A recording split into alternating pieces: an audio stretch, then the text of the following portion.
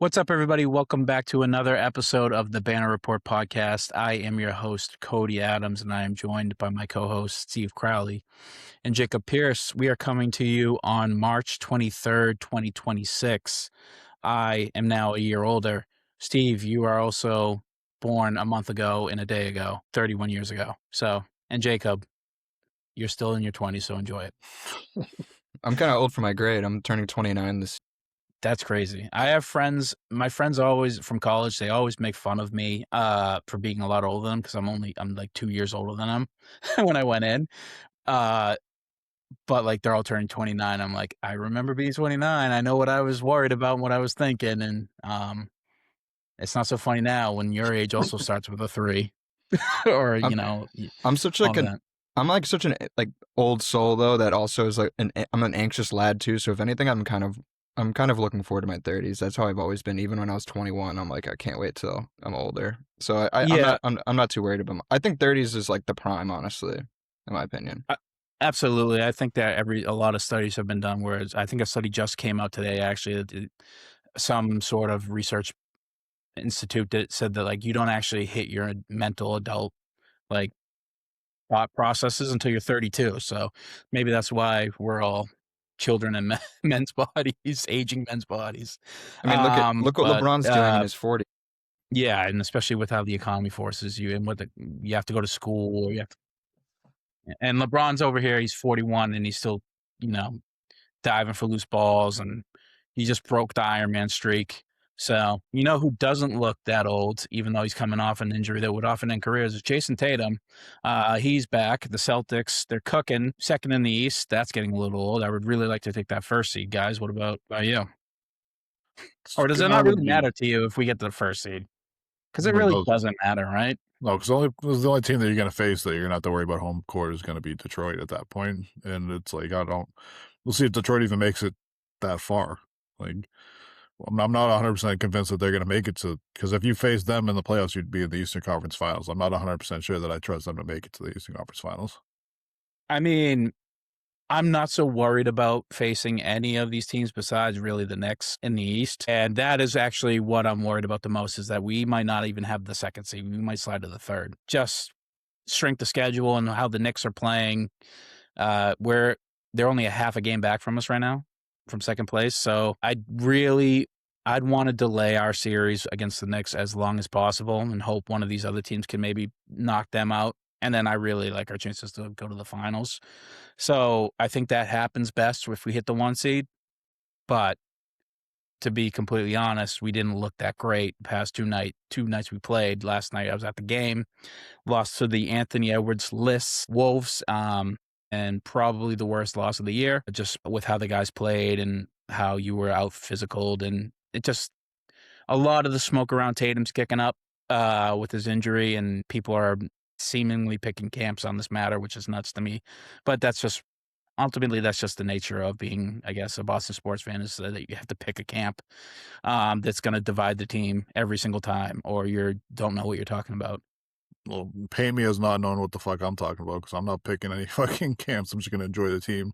I'm not picking the Tatum camp. I'm not picking the Brown camp. I'm picking the Boston Celtics camp is what I'm picking.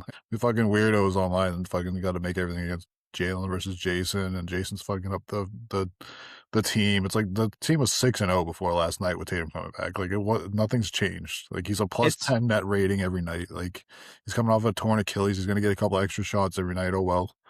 Like Jalen's still getting 30 a night. Like your team's still winning. Like it's one bad game and everybody wants to act like the sky is falling on it.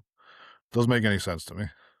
I mean, it's not even those camps. Those camps are forever camps. Like you're always going to have the people, especially coming off of this year going forward, trying to split these two up. But they've been doing that for a decade.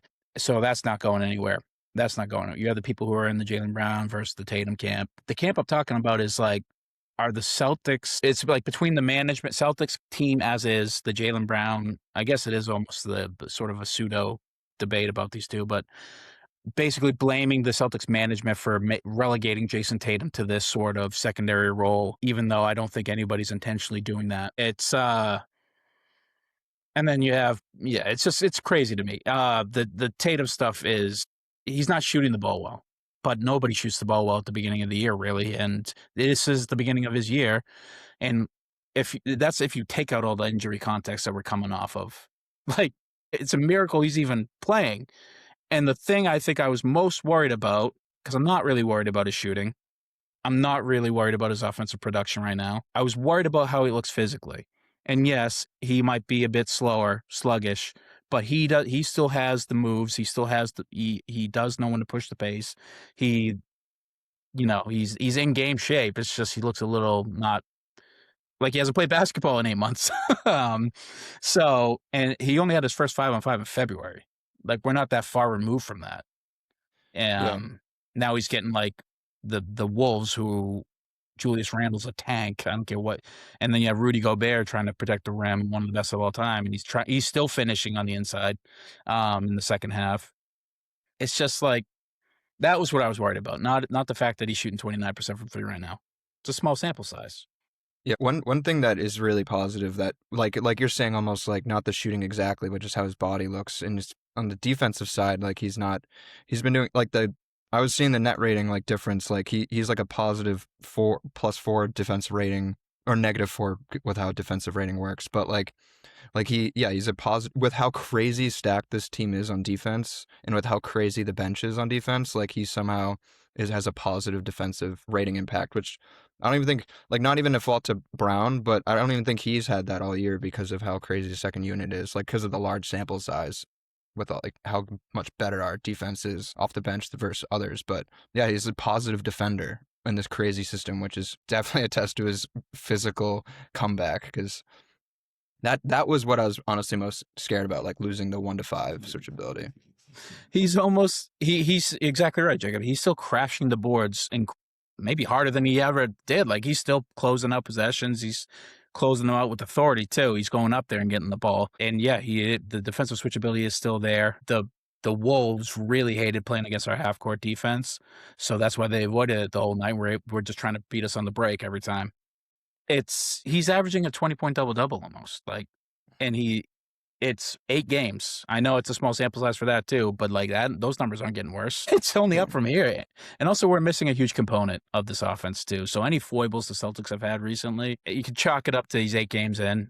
He's a little rusty, and Vucevic ain't there. So after the first 8 games of the regular season with the rest of the squad, we were contemplating tank because of how bad we started. So we got to give him a little shooting grace, because the first couple podcasts we had were pretty depressing. We were like, dude, this team, like, we were like, we'd started off like 0 and something, forget exactly, but yeah, we had a really first couple weeks. Yeah, we were just treading at 500 for a while, and then something clicked. Late October? No, late November.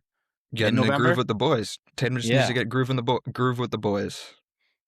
Yeah, and he has 12 games left to do it. So it's interesting to see how these 12 games, I imagine that will do nothing to quell the debates going on. I mean, I see people talking in definitives already being like, good job, Boston management. Look at what you did. You relegated a top 3 player in the league to a defensive board crashing, second option, afterthought.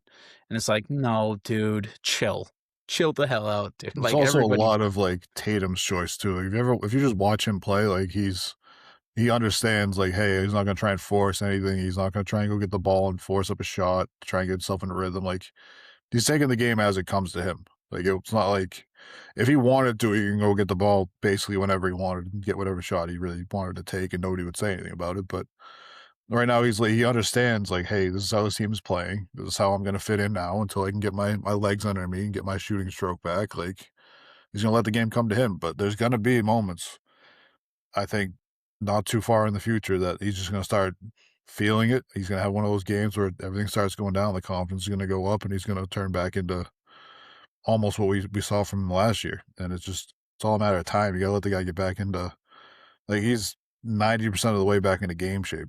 Like, he's playing 32 minutes a game. He's still on a minutes restriction, so a lot of his timing, like, that he's used to for his whole career, is going to be thrown off.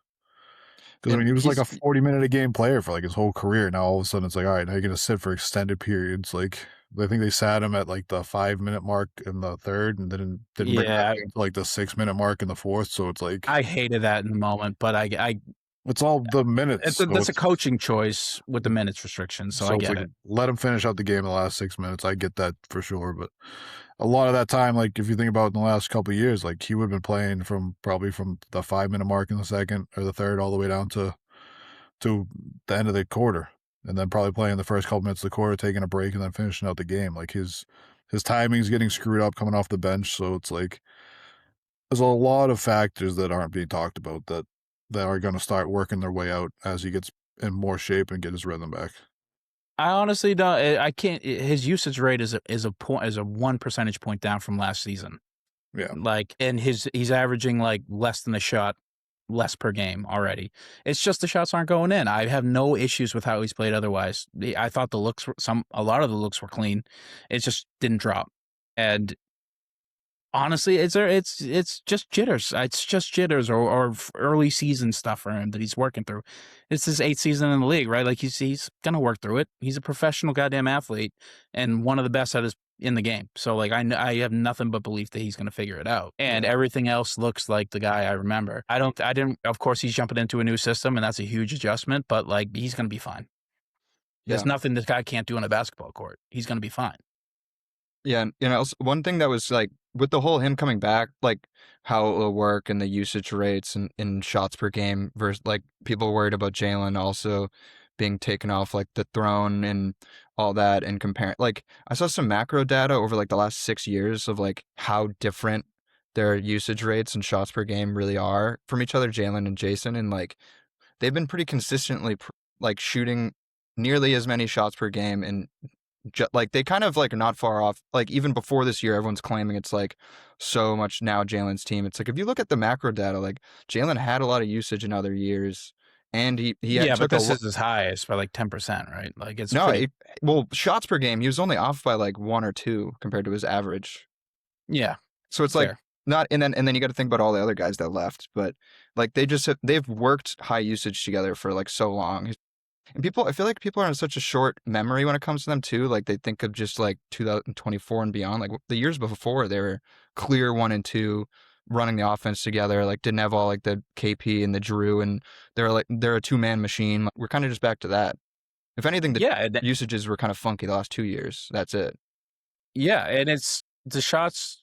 It gets exacerbated because we come off a pretty bad loss to a team that is one of the best teams in the league, missing their best player. So like it's almost like you should have no excuse. But that the Wolves just simply beat us last night, and our shots did not fall. We scored 14 points in the fourth quarter last night. Like, and that's not just because Jason Tatum took all 14 shots or all 7 shots. Steve, hello. I'm still here. Distracted. So all 7 shots. So yeah, it's a stupid debate that we're having, but I guess we're just trying to fill time here until the play. Yeah, I just kind of looked it up. In 2022-23, Brown's usage rate was 32%, and now it's 36. So like 4% is a big hike, but like we've done well in these systems with like pretty similar numbers. I mean, it'll obviously feel a bit because Jalen had like people are basically projecting Jalen goes from like the number 3 usage rate in the league to like the 9th with Jason Tatum coming back, which is like a drop off, but not seismic, and it shouldn't fuck up too much for Jalen. No. Yeah, I mean, are you guys concerned at all with the fact that we didn't win any big games down the stretch here? Like, what's the biggest game we won in the last 10 against the Suns? Let me check it I'd out. have to look at the You lost to the Spurs in the last sort of like they sort of pulled away at the end, but you lost to the Thunder immediately after that on a last second. Like Shea just dominated the game. And then you faced a bunch of crappers who were in the tank and the Suns, and then you lose again to the Wolves. Are you guys like concerned with how we've done at all over the course of this season against the top flight teams? Because I don't think our record's particularly good this year. Well, I mean, you look at the Thunder game. You had no Tatum in that game. I think you played that game the day after, the second day after you played the Spurs. In that Spurs game, Jalen gets tossed in the first quarter. He was the best player in that game. That's sort of the thing that makes me feel in a game where Wemby in the game, JB was not scared of him at all. And if he didn't get ejected, I feel like we win that game. Yeah, I mean, it's tough because it's like you hung in those games too. Like you were right there for every game in that trip. So it's like even if you lose those games, you're right there with them. And like you're looking at like you got Vucevic coming back, you got Tatum is only going to get better. You're assuming Jaylen Brown's not going to get tossed after a quarter. Like it's He probably shouldn't have done that to begin with, but he shouldn't have got tossed. But no, but he should know not to do that. At that point, it's like it's a pretty big game, dude. Your team need to be you need to be there for your team. That's sort of like the only lens I'd look at it, be like, you shouldn't have done that. But he shouldn't have got tossed to begin with. I agree with that. True. No, I mean it was the off ref, like the ref that he was talking to already gave him the tee. He was going to let him finish out what he was saying, and then the other ref came over and tossed him on some dumb shit. Like I get what you're saying. You can't put yourself in that position, but like a nationally televised game between the two number 2 seeds in each conference, like that's but they're about 10 games better than you. Yeah, you can't. Yeah, but you just can't you can't toss a guy in that game on like that's a game that you need to see get played out. But either way, you stuck with the Spurs for that whole game, and your game plan was to let Wemby shoot threes, and he just happened to hit fucking 8 of them that night. Like it's what it is. You lost by 1, I think, in that game. You lost by a couple against the Thunder, the reigning champions. Like you're hanging with all these teams, so that just tells me that if you can hang with them, that means that you can beat them. And like I said, we're only going to get better. I don't think we're going to get worse. Yeah. No, I know. And it's just when you look at it in the aggregate, it doesn't look great for your playoff host. But you're right, Steve. It's I don't know. The team we're going to be rolling out is going to be different for the playoffs. Yeah, Cody, you're right too. Like it feels like we like lose the games we circle, but I looked it up. Like we're 19-12 against teams above 500. It's just like we have a 62 winning percentage again, and we have 66 overall. So it's only 4% drop. So it's not like we're killing the bad team, but we're not like beating our rivals or like the team we expect to face. But like I fully expect us to dominate round 1 because those teams are slightly above 500 and we do business against those. But yeah, like we haven't gotten like the nice like feeling of beating like the Knicks, kicking their ass. But in general, we generally do handle business against good teams at least. In the East, just by attrition alone, with how the season has played out, I'm only concerned with 2 teams, and it's the Knicks and the Pistons when they're healthy. Obviously, this Cade is a huge wrench in the machine, the Cade injury, but those are the 2 teams that I think you've lost the season series to, and those are 2 teams that you're no coincidence fighting for seeding in your own conference with. So, I think we should be able to handle both of those teams. But like the Sixers, I'm fairly certain we lost the season series to them. Not worried about them. Their season seems to be ending shortly, which is not great, but it's sort of their own fault. But also it's the injury stuff. Maxey. It's a bit of bad luck. I go ahead and blame them for that too, because you traded Jared McCain to the Thunder. Like that would have been a good guy to have. That's the mismanagement part. He's killing it, bro. Who'd have known? I think everybody fucking knew. Like, especially if the Thunder are willing to trade for you. Like, if you're a guard and the Thunder are willing to trade for you, you're probably pretty good because they have a lot of guards over there already. What the hell are the Thunder going to do this offseason? That's like, they're going to do something. They can do whatever they want, like, as in terms of team, not to mention they're going to probably win another championship on top of it. It's like, so they could just keep riding this string out with this team, or they could, like, make some crazy move. Like, maybe Giannis is out there. You have you have like 6 guards that everybody in the league wants. So like just trade them and keep turning them over for more and more draft picks. And then once like all this, like if this run of this core ever does die, you have so many draft picks to trade for to start a new fucking run. Like it's gonna be crazy. And nobody's contract is immovable on that team. No. Nobody's, not even Hartenstein's. Yeah. He's still a good player. You're getting a good player. I also think the only guy on that team that they wouldn't trade is Shea too. Well, yeah, that's banana land shit we're talking about. Like there's only 1 or 2 players you're trading that guy for. Yeah, I know, but I'm saying like I don't think Presti wouldn't pull the trigger if you offered a big bag for Chet or something like that. Like if it was coming down to it, or if somebody wanted J-Dub on the team and they offered like 3 first-round picks and a couple of good players. Like I don't think that he would say no. I think that he's like that kind of guy where. Like if it comes time to pay these guys and he needs to get off them, like he won't think twice about it, knowing that he can rebuild with all the draft assets he has and everything. Just by looking at it from a mile perspective or whatever the hell, it does seem like J-Dub is the most movable guy for them. But Just based he's off a of great injuries. player. It's Well, just based how off injuries. they played this year. I mean, he's a great player. He's going to be a all-NBA guy multiple times, I imagine, through the course of his career. And he's coming back, by the way, this week. We'll be seeing him. So that's not great for us. But he's young. He's great. The injury is sort of the story with how much time he's missed this year and how the team is just like really not missed him that much. That makes, and they're not going to, with Hartenstein's contracts, how that's in Chet, how young he is, I think he's less movable in terms of team building infrastructure. I think Jada would be the guy you'd maybe make a move for. But other than that, I don't see them moving off him because he's their best winning player by a lot. So I'm not saying that they definitely would, but I'm just saying, like, if it came time to pay him and Presti had other thoughts about it and somebody offered a bag, I don't see Presti being the kind of guy to hold back from trading a guy, short of but shitting. Who's a realistic guy that's worth more than J-Dub that would be available? Well, I'm saying that they're like a 3 or 4 first round picks and like 2 players. No, he's not trading them for picks. I'm saying a couple of good players, and like if it came time to pay him and like they weren't going to be able to like afford everything, or not even just saying J-Dub, but I'm saying like anybody on that team, if it was time to pay them and like it was going to be tough to like make the roster work with paying them, I don't think that he would think twice about trading somebody. If I'm not mistaken, I believe J-Dub just signed an extension. Yeah.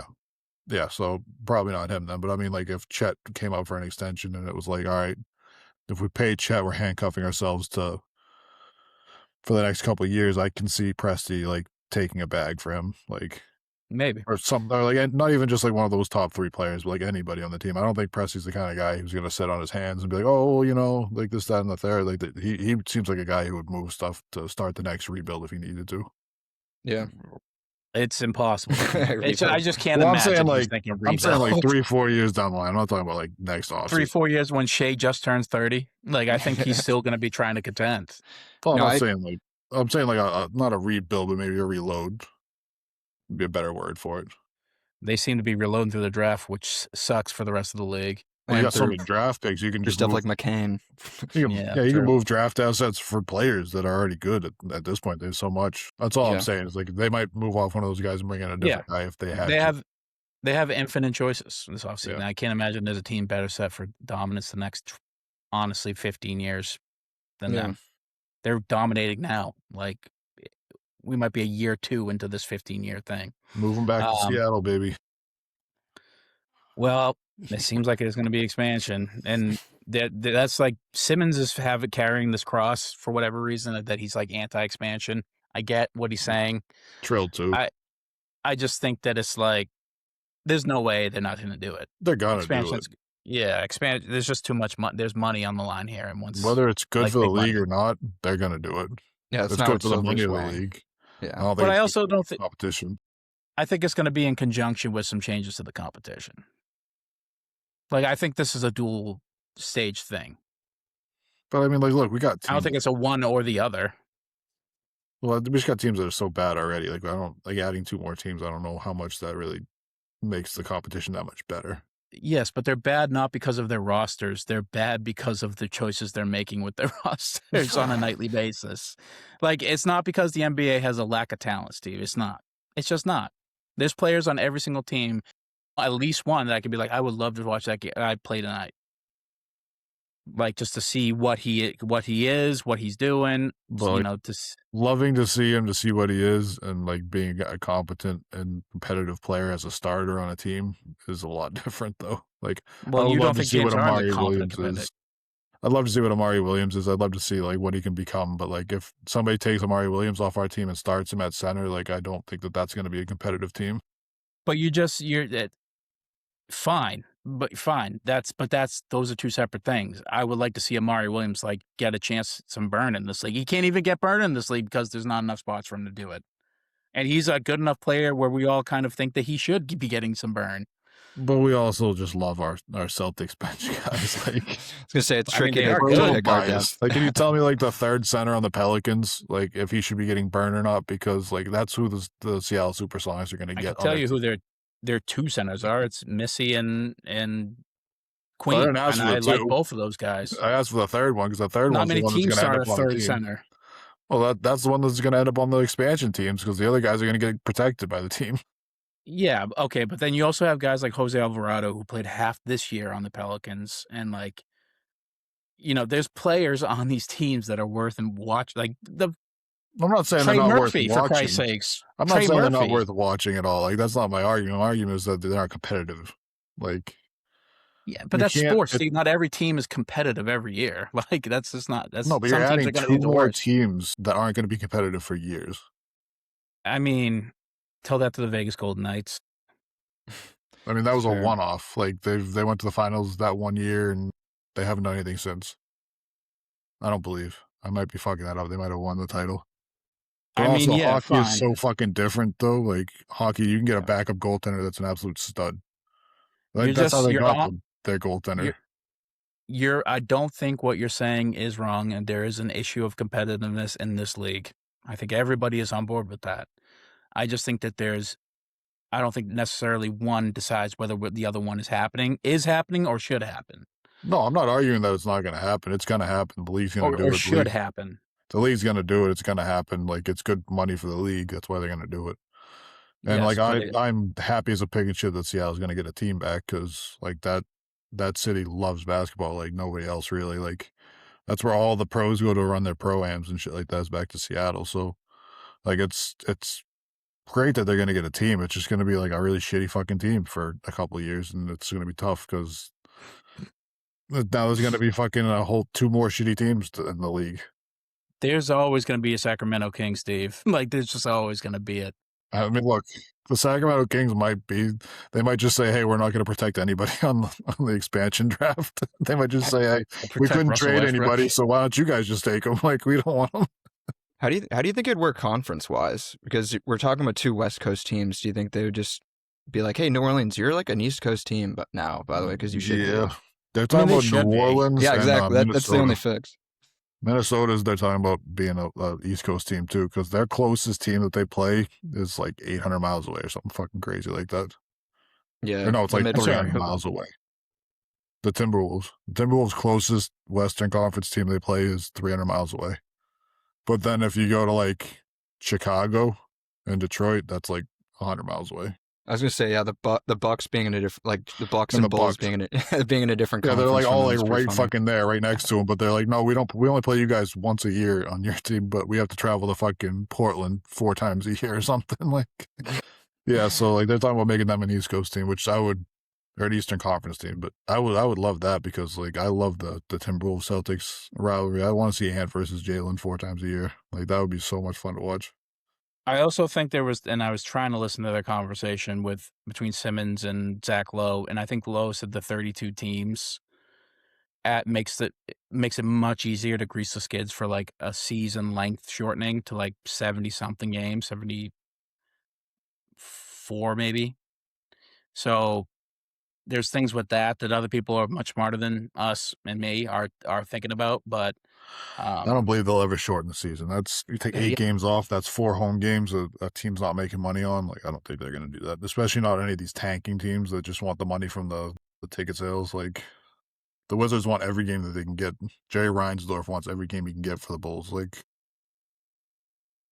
it also just kind of it mess up so much. Like you just have to have such a clear line of when you're going to start counting historical stat. Like it would just kind of fuck with totals, and that is really what hurts my brain the most. It's like, how would we talk with history if we fuck the season over, like in reduced? Yeah, but we do that with rule changes. You do with the 3-pointer.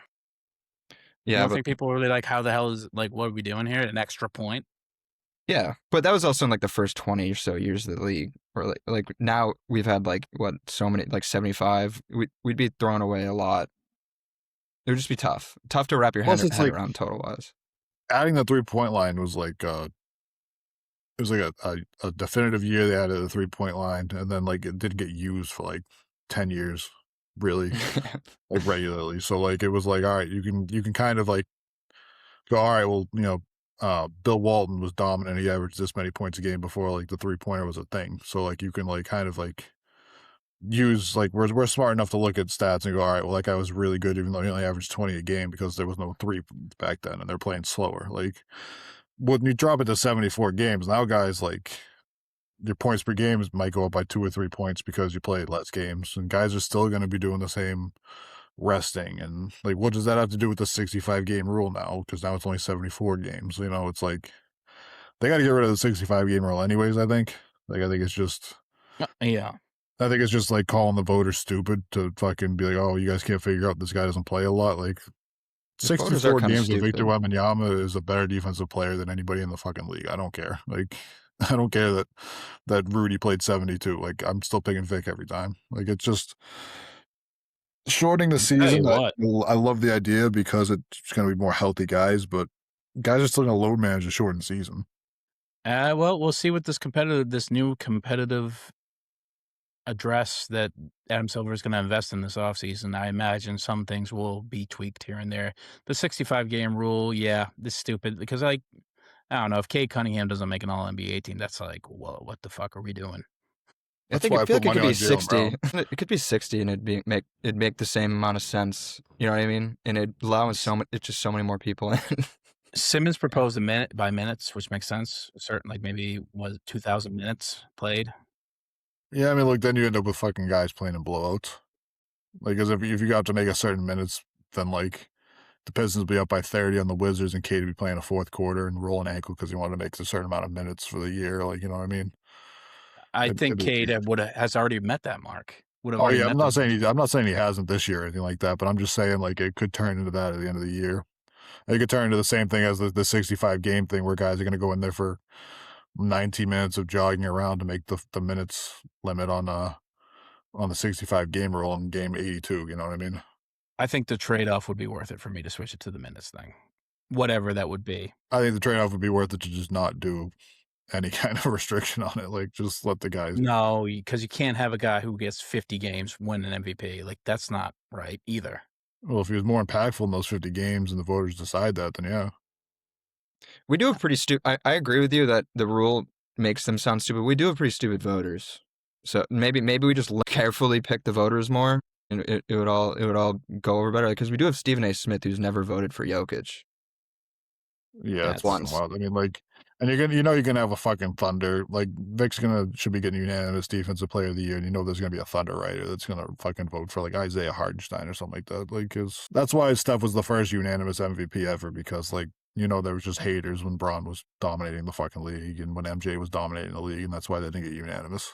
Like, well, I also think Steph is like, his dad was in the NBA. He's like an institution. The Curry family's an institution. Yeah, they like him. And he's really loved by like everybody. Yeah, they like him. That's why he's unanimous. Like, not saying he didn't deserve the unanimous, but like Bron was never loved by the entire NBA like that. That's why he was never unanimous. And we all know that there was a lot of years he should have been. Yeah, I mean, I don't know, the voters stuff, that's where you lose my interest. Is like, I know the voters are stupid, but is there ever such thing as like a non-stupid voter, like portion of a voter base? Fucking look at the Football Hall of Fame didn't vote in Belichick. Like they're all just assholes everywhere. Like, but that's like an embarrassing thing. The Baseball Hall of Fame does the same shit. They just won't vote guys in because they don't like them. Like, it's all fucking embarrassing.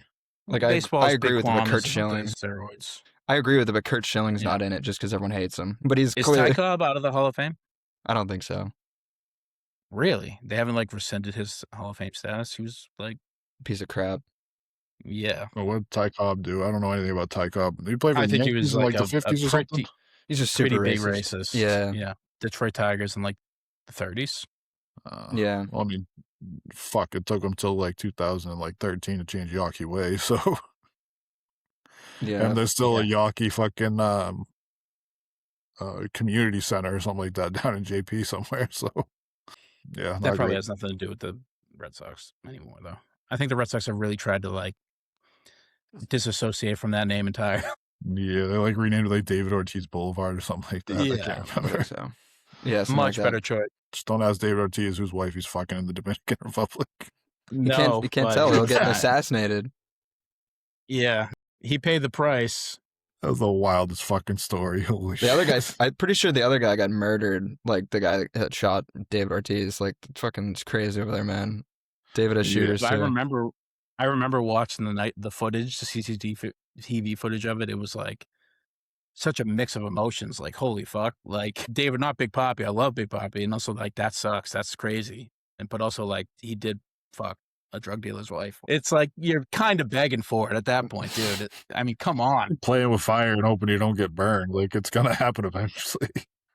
Yeah. So the Celtics. I mean, there's not really much to talk about with the games. Is there anything I'm missing? Anything to talk about with this East team?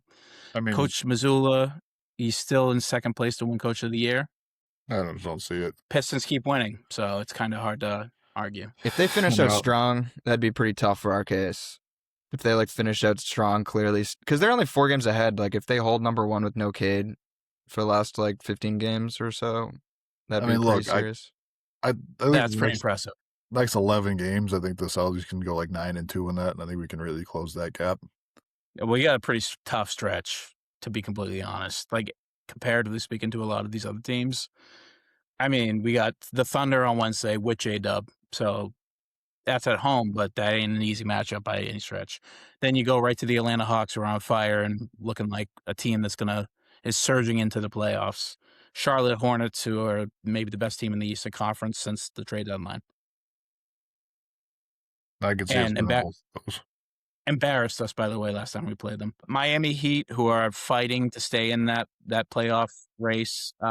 Never an easy matchup, just with Spo out there. The Bucks, Giannis. Well, maybe with Giannis. I don't know. If him and Giannis and the organization are in a fucking pissing contest about whether he can play or not. Oh, my God. I'm actually kind of getting sick of talking about it. Yeah, me too. I mean, it's just like Josh is trying to make himself look like the good guy, not request a trade and try to play when, like, all reality, like, you're just fucking yourself over in the end, dude. But Simmons had an interesting debate with Lowe about what are you giving up realistically for Giannis at this point? I mean, it's like the injuries are like we're not on it's not a fluky thing anymore. The most I'd probably give up for him is like 3 firsts and like draft capital.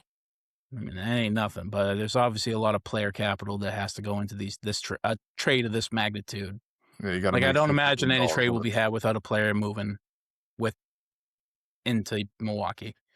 Yeah, I just don't know what the price tag would be. I also have not looked into it as much because it's annoyed me, but I also would have to know if this is kind of like a Kawhi year where he's like kind of exaggerating or not. You know what I mean? Like how real are the injuries this year?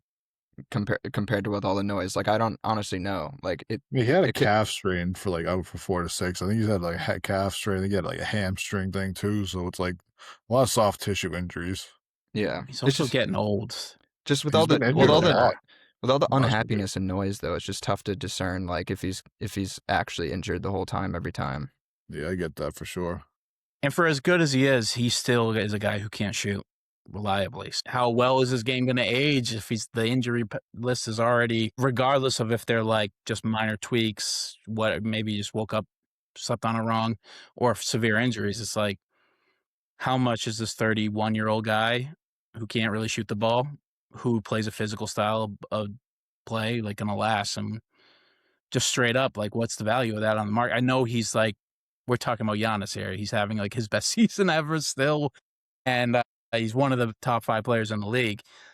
I just like, would you give up Anthony Edwards for him? Would you give up Jalen Brunson for him?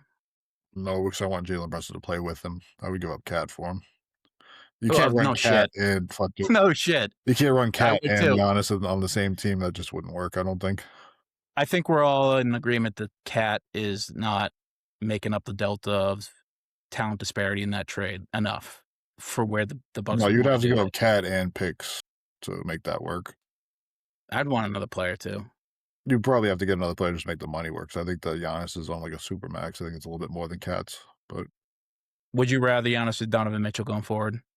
That's a really good question because Giannis got all these injuries the last couple of years, and I bring it up every time we talk about him. Like he gets hurt in the playoffs a lot now, and that's tough. But like Donovan Mitchell hasn't really. He's like going to make first team. He's like borderline first team All NBA. He might make it. It's just straight up. What, Donovan Mitchell? I mean, he should make it over Jaylen Brown. I hate that fucking conversation. I think that's just stupid. He's 28. I'll round it up 5 and 6. It's pretty fucking good. On 37% from the field and 48 from the field and 37% Just like 6% from 48 three. from three. I'm like, Jesus. holy shit. I fucked that all up. I just started reading numbers and my brain just fucking aneurysmed. I'd still put Jalen over him because Jalen's at 28, 6 Of course. and 7. With I all would too, NBA but just by with the amount of like people who might just be knocked out of this race by the 65 game rule, like he has a legit chance. He's not a better player than Jalen. That's a good question though. Like Donovan or Giannis going forward.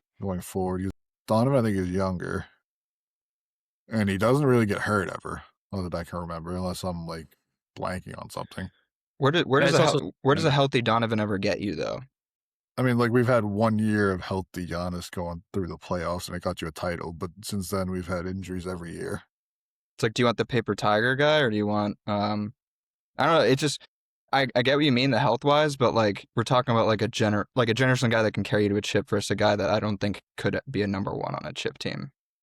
Also, I just threw a name out there because I know he's like a fringe. Oh yeah, it's a good question. Having a great year, but like you'd want them to play together. That's how it would go. So it'd be like, would you rather him than Evan Mobley? But which is an obvious yes. Yeah. No, Giannis makes it tough because he's obviously injured, but he's like legitimately a top 3 player at his position all time. So it's just like a different question. It's hard. Like the Giannis conversations now are the conversations we had about Embiid, like prior to his MVP year. Where it's like, how much would you actually give up for this guy? Like, how good can he be? And then he goes and wins an MVP, and you're like, this guy's the best player in the world. And then the next couple of years, he's like falling off. Giannis has a better track record than Embiid. He does. Giannis, he had a 50-15-5 game in Game 7 of the Finals. So Game 6. It's a much better asset, even off the injury, off the Embiid MVP. You're getting a different. But also, the other guy could shoot, so I could see myself stupidly talking into it. So I'd be wrong, but yeah. Would you rather have Giannis or fucking Shea? Yeah. Because like Shea's done it too. Like he's also 27. Yeah. No, he's 29. No, he isn't. He's the same age as Jason Tatum. I thought Tatum was 29. Why am I getting that fucked up? Brown's turning 29, so maybe because Jacob's 29. Or about all the Jays. Everybody with a J is 29 to me. I hate to break it to you. No, the funny thing with Giannis too, it's like even if he's 75%, what is that, like 25 and 10?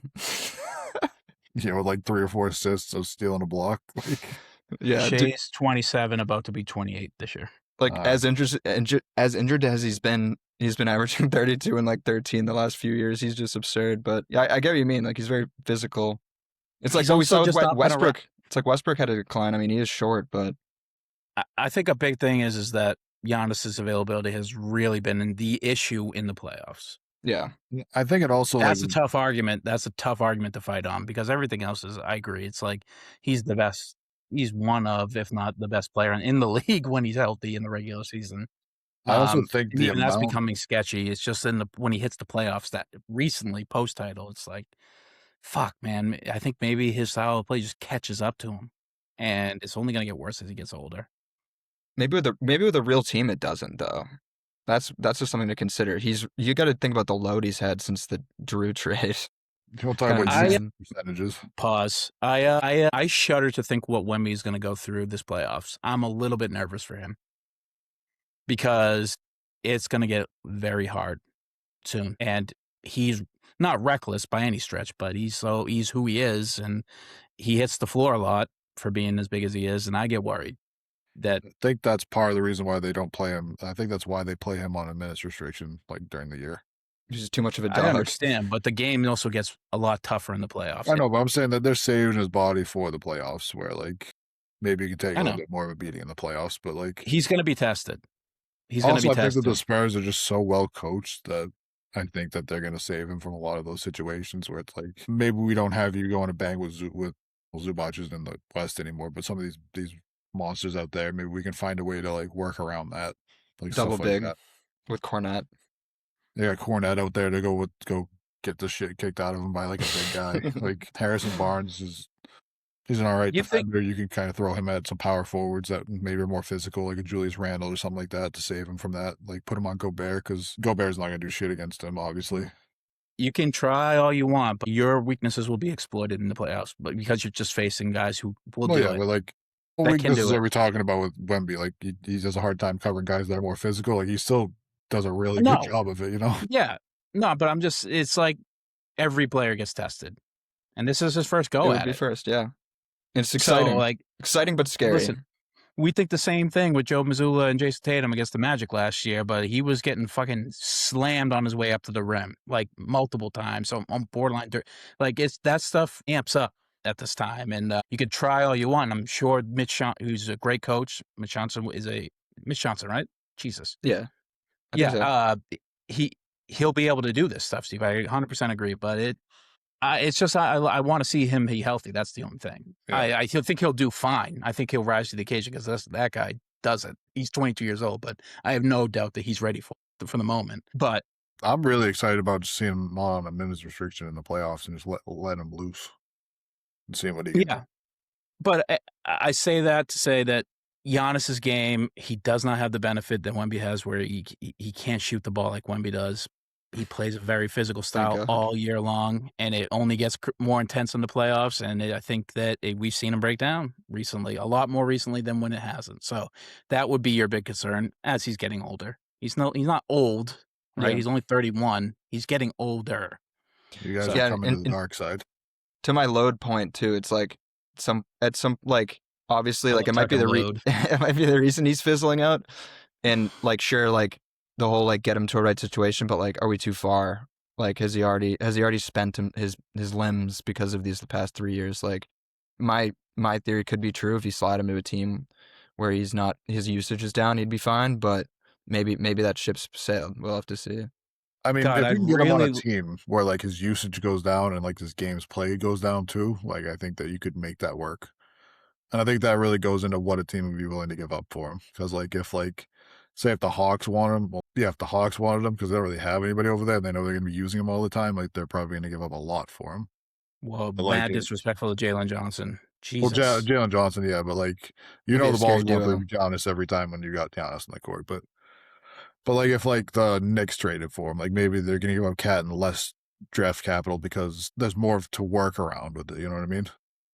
Now they're willing to give up more because Giannis will fit so much better there. You know what I mean? It's going to be a lot of Giannis, Jalen Brunson pick and roll because other than that, you're looking at like Mitchell Robinson. To be honest, like he's not going to be able to do much for you. He's not much of a pick and roll player either. Giannis, like. He had Dame Lillard, which was like one of the best pick and roll players in the league, and they couldn't get that figured out. So, well, Dame's Achilles blew out pretty early in that experiment. Well before that, like they still couldn't figure that out.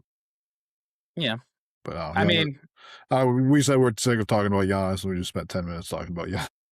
Well, it's the most fascinating. It's like listen, it's not very often we find ourselves in a situation where a top 5 guy is like has forced his way out or whatever you want to call it. Maybe. He has never requested a trade. Just ask Giannis. He's never not very often top 5 guys move teams, I'll say. Yeah. And we're about as close to that happening as we've ever been. I mean, well, since we've been alive, it's happened 4 or 5 times. Happened last year. But that was that's fucking some psycho shit right there. No, that's why it was so crazy. We're like, this does not happen. Yeah, like it's back in the 2000s. You had Shaq. Like, Steve, we've been alive. We've been alive for 31 years. You just said it only happened 4 or 5. That's by proxy saying it doesn't happen very often. I mean, look, if it happens 6 times every 5 years, it happens. So yes, I understand, but it's not. You're missing the point. LeBron's done it multiple times. Yes, that's about 6 of them. 6 of the 6 are like LeBron just swapping teams. I don't remember who brought it up, but somebody said that LeBron should play sign a 10-day for every team in the league and just play like 2 or 3 games for every team in the league, and then just like he won't do the Celtics. It would be so fucking funny though, like just because like you imagine the jersey sales would go through the fucking roof. Like the NBA would make so much money off of that.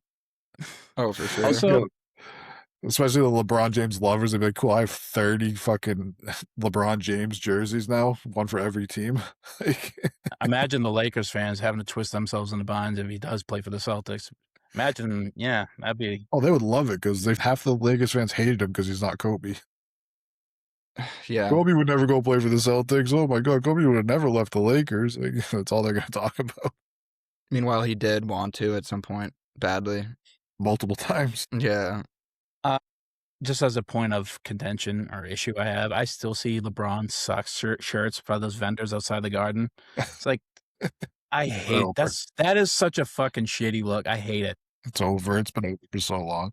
Yeah, he killed us. He won. He stuck a stake through our hearts and he won. Listen, I get that. That doesn't endear you to a fan base, but like it just feels racist rolling off a tongue of like LeBron fucking sucks. He's a massively overrated. It's like, no, dude. He's not. He's not. All right? Like, let's enjoy him. I mean, look, I'm fine with the LeBron sucks t-shirts outside if you're playing him in the playoffs.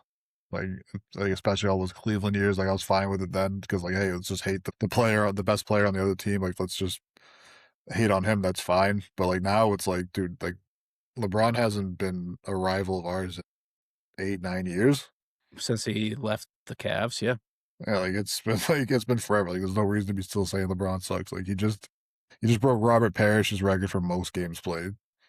He broke Kareem's record for most points and most field goals ever made. Like.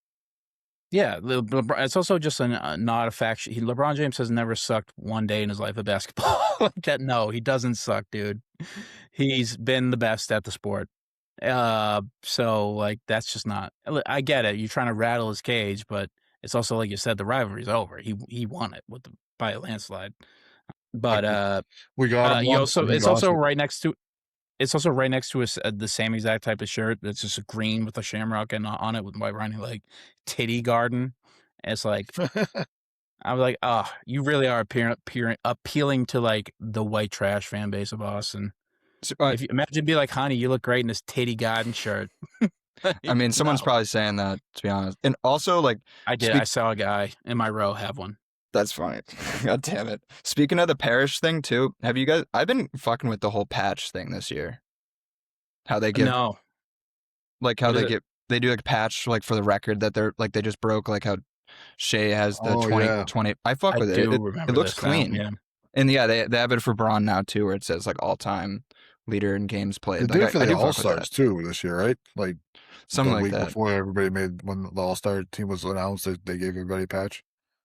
Maybe, but yeah, I they should give it. They should give Bam his own. I know it's post facto at this point, but like there should be a Bam Adebayo jersey with like a patch sewn and being like modern day all time leading score. I mean, I know it's the 100 points, but I mean, fucking, they should give it to him for the entire year next year. Just let him wear a fucking patch because fuck it, like. Yeah, like he is.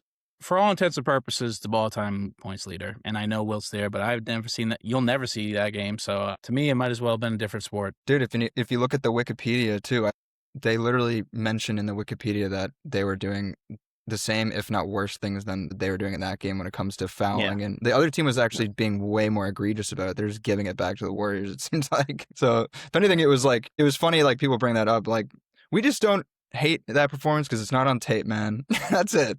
It would look just as bad. Bam's performance. I didn't either. Doing what he has to do. It got ridiculous at one point, but it's like it was only like the last couple. He's going for history at this point. Like, let's see if he can do it, and he fucking did it. Yeah, it wasn't like 60 it was the whole fourth three. quarter they were doing it too. It was like the last couple of possessions they were fouling to get him the ball back or whatever. And like, if you watch, like even he said don't foul, but like they just did it anyways to like get him the ball back. And how about the Wizards should have played competent defense for a quarter? Like, how about that? That would have stopped it. They didn't double team him until the fourth quarter. Like, I don't give a fuck about like whatever he did to get 83. You didn't double team him until the fourth quarter when he had 70. Don't. Bam even said himself, like, don't blame me, blame the coach over there. They didn't double me. What did you want me to do? Like, I thought Bam handled that extremely well. He did it, and so did Spo, who had his back. Spo is just the greatest. All-time fucking He's the greatest since Pop. Yeah. Dude, I saw a picture of Skinny Dwayne The Rock Johnson, and they're the same person. Spo looks exactly like Skinny Rock. Really? What a fucking slide. That would be a hilarious version of like the film Twins, which starred Danny DeVito and Arnold Schwarzenegger in the 90s. It's just be like Dwayne The Rock Johnson just yoked and fucking Eric Spoelstra, who listen, he doesn't look like The Rock. Let's just say that. He's a normal guy. Yeah, he just looks like The Rock who never injected TRT and was like just from Hawaii. Anyhow, I don't know what else to talk about with the league. Oh, MVP race. Who's your MVP? I got money on it, so I'm kind of biased here. He is in 5th place. They are no longer accepting odds for Cade Cunningham. I mean, if this year ends the way it's going, I'd be forced to vote Luka. Like if he continues on this like averaging 40 points per game type run that he's on right now to maybe clinch it, but I fear it's Shea's if that doesn't happen. It's going to be interesting to see. Obviously, I think Jokic is 1 game away from the 65 game limit being invoked. Yeah. But like, same with Wemby. God forbid, like they get knocked out. It is a pretty interesting race in terms of like debates about who is. SGA is number 1 with the bullet right now, and for all intents and purposes, he probably will win it. Luka has a really good case right now. He's the best scorer of the ball out of all 5 candidates who are left. And it's winning ball for them right now, like 9-0. He's playing defense. Yeah, they're on a 9-win streak, and he's averaging 40 over that 9-win streak right now. Yeah, I think they won 10 out of the last 11 too. Like, yeah, he's made it really hard to write him off. A lot of what will catch up to him is how bad it was at the beginning of the year. Is he the best passer out of all the top 5 right now? Best facilitator? Jokic is in there. Yeah, Jokic. If he's eligible, which I don't think he will be. No. Jokic honestly, he's having like his best year, although like the team's not doing the best. And he's 1 game away. Wemby has Wemby, his whole case is the defensive numbers mixed with the scoring. It's like, is Wemby still averaging like 3 blocks a game right now? Yeah, he is for the year. I think he's averaging 4 over. That's so fucking crazy. I had the stat. And what are they? They're like a plus 24 with him on the floor. He's averaging 28 points, 11 boards, and 4.2 blocks in the month of March. It was crazy because like the record I think is like Mark Eaton. I think averaged 5 a game for a year or something like that. But like Mark Eaton was like 7'3", and he was like the only like big guy, and they didn't have a 3-second in the key fucking and everyone drove back too. Then.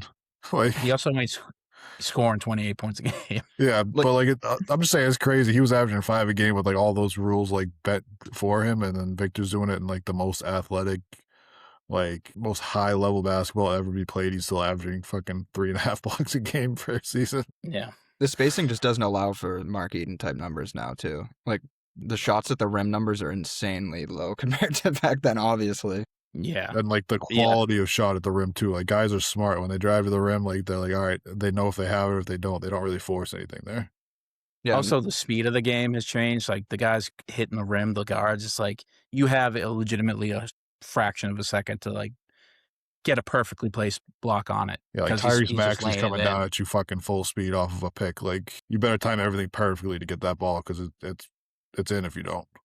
Even a guy like Bones Highland, who went legitimately coast to coast last night, was finishing at the rim in seconds. It's like there's guys like that who are, and then people Aaron will just Fox like in his prime, like Julius Randle will like just plow through you like a tank to the rim. It's tough. It's a tough league to be a shot blocker in now. And Vic is averaging 3.5 a game in this fucking league. Well, yeah, he should be averaging more if these numbers keep up. And also just like whenever you watch the Spurs game too, it's honestly the funniest watch because the whole other team's game plan is to not get blocked by Wemby on every offensive. Like that's their whole goal. It's like that's the whole offensive scheme is around Wemby and not going to the paint basically against him. It's funny. And you just watch guys drive the fucking paint and go, oh, fuck, no, he's here. Turn around. Dribble back out. No, they legitimately turn around. You see him stop like 3-on-1 fast breaks. It was like everybody's taught to go to the rim, and then all of a sudden they're like, oh, I have nothing here. Fuck. This guy's reaching over me. He's completely could wrap me up. You can't hit him with a Gorton screen because he's too fucking big. He'll still block you. It's crazy.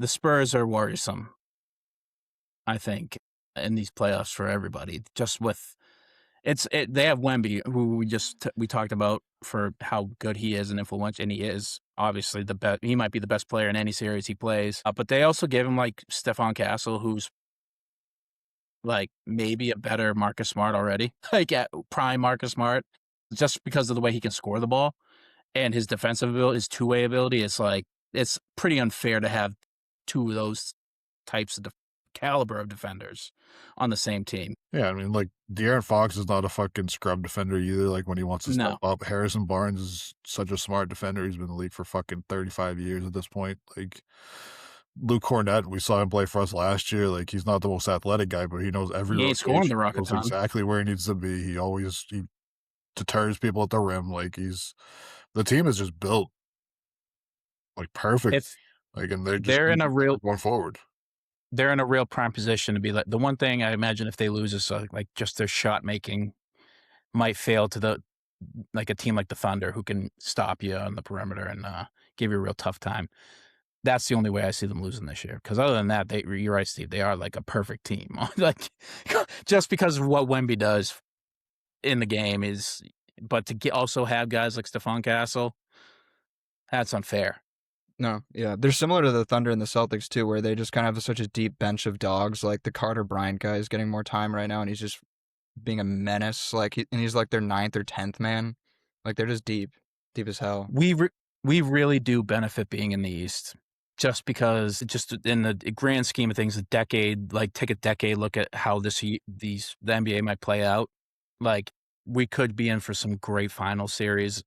Obviously, the Celtics have an increased chance, but like just think of the caliber of ball that will be played if any like the top 3 teams make it to the finals in each conference. It's like we're going to be in for some slugfest. I mean, shit. All I know is that if the Spurs go against the Thunder in the playoffs, I'm gonna take Wemby's overs every time because he just fucking hates Chet Holmgren. Dude, that series will be cinema if we get a Western Conference Finals between those two. Holy shit! There's gonna be so many good fucking like. Because like if you think about the Nuggets are out there too, so like the Nuggets are gonna face either the Spurs or the Warriors or not the Warriors, the Thunder. At some point Warriors. before the Western Conference Finals. That's going to be a crazy matchup too. The Nuggets have had a really tough year though, don't you think? Lots of injuries, like Peyton Watson, those 6 to 8 weeks at one point. Jokic misses 6 weeks with a sprained ankle, then comes back probably too early. They just don't look like they have it right now. I think Aaron Gordon's missed like 6 weeks 2 different times in this year. He's not been healthy.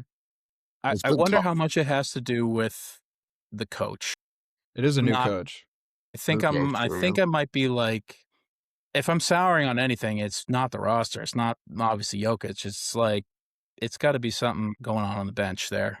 I kind of souring on the roster because they've been deep so many times that like it's starting to wear on them. Like Aaron Gordon's not young anymore. Like they're frustrated. Jokic is frustrated. Like I think the team like needs a little bit more youth in there because I think they're starting to get a little older and I think they're starting to be a little bit more injury prone. They turned the ball over a decent amount. Cam Johnson does not look like Cam Johnson this year too. Like it's been brutal. Like I really thought that was going to be a game changer. Like I'll be the first to admit that like I was probably wrong by saying that they were going to dog walk the Thunder in 5 if they're healthy because like this team just does not look like it has. What a fucking ahead of it. How brave are you, dude? Look, if their team is playing like this, even when they're healthy, like I just don't see it. Like I thought that Cam Johnson was really going to be the game changer for this team. You swap out Michael Porter Jr. for him, but apparently Michael Porter Jr. was the skeleton key for this fucking team, which is crazy to think because Michael Porter Jr. shouldn't be the skeleton key for anything. Yeah, I was going to say, maybe it's like they fucking blew it up when they got rid of him. He was actually the glue holding the ship together. They all listened to this podcast. We all just hated him so much that it's like, all right, this is why we play so well because we all have a common enemy in the locker room. Yeah, baby. Damn. Yeah, I mean, I'm never going to rule out the Nuggets just because they had the best player in the league. So, is he the best player in the league or is it Shea now? Because I'm hearing a lot of talk about Shea. I still think it's Jokic. And that's not who I think you were going to go with. I thought you were going to go with Wemby. I think if anybody's to throw in what Jokic does, it would be Wemby. Just with what he does. Neither can do what each other do. Yeah. Well, like, going forward in the next couple of years, I'll probably pick Wemby. But, like, as of right now, like, people are saying it's Shea and Jokic are the number one. Shea's the best. Shea's the best non-big in the league. I'm talking about the best player, though. Like, big or not big, like, would you pick Shea or Jokic? Because I'm still picking Jokic. Damn.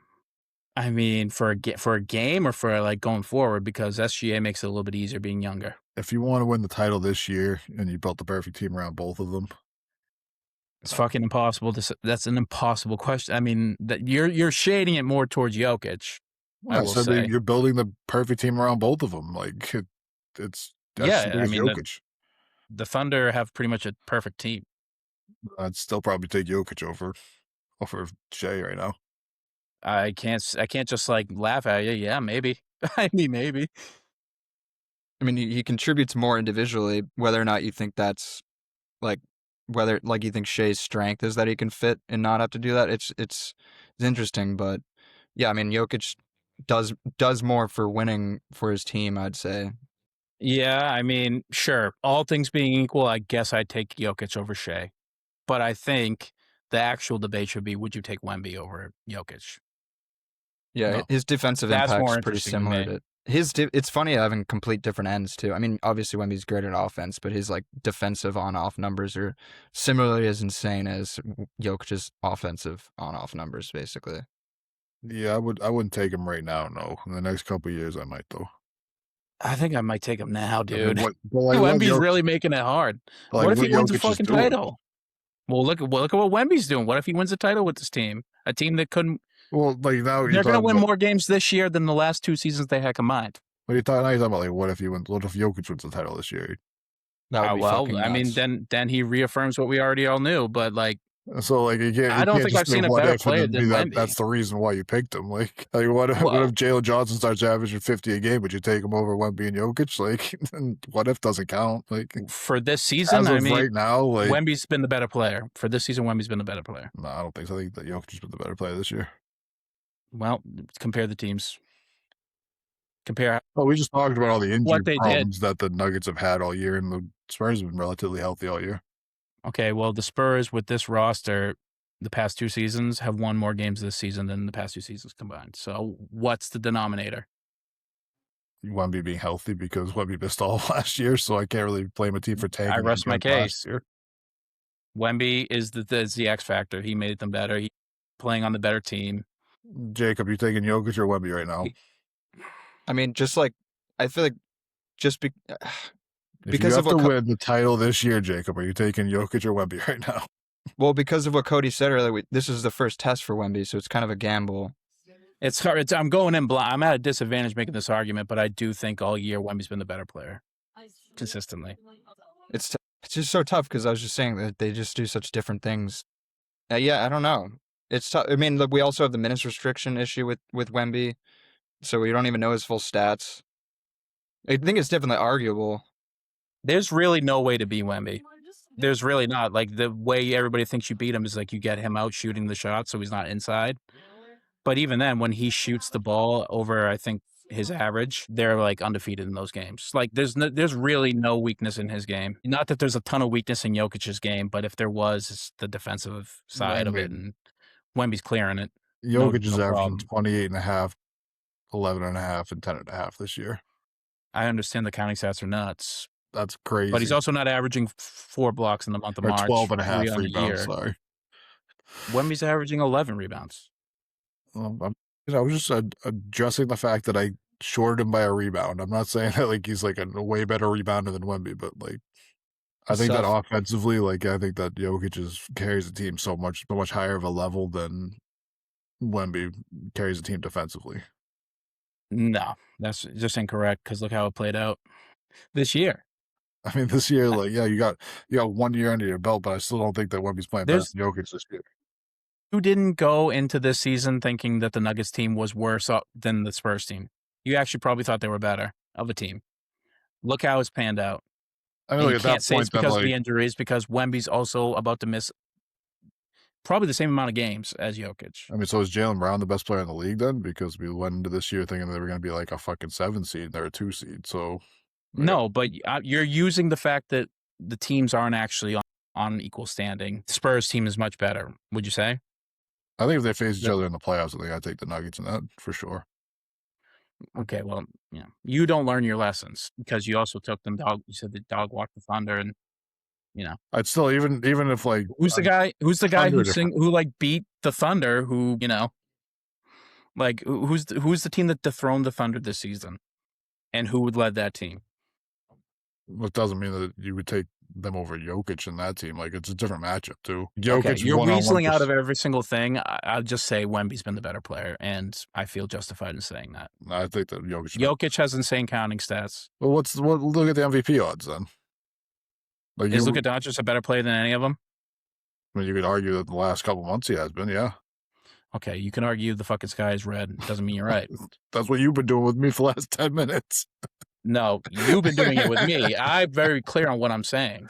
I'm clear on what I'm saying too. 28, You're like being like, well, you could do X, 29, Y, and 12 Z and if a you do half, and that. 10 and a half is a better fucking player than what Wemby's doing right now. So Luka Doncic is a better player than Wemby? If I had to win a series right now, I might take Luka over Wemby right now. Then we're going to have to We've agree to seen disagree. Luka drag a dog shit team to a finals. We haven't seen Wemby do it yet. That was not a dog shit team.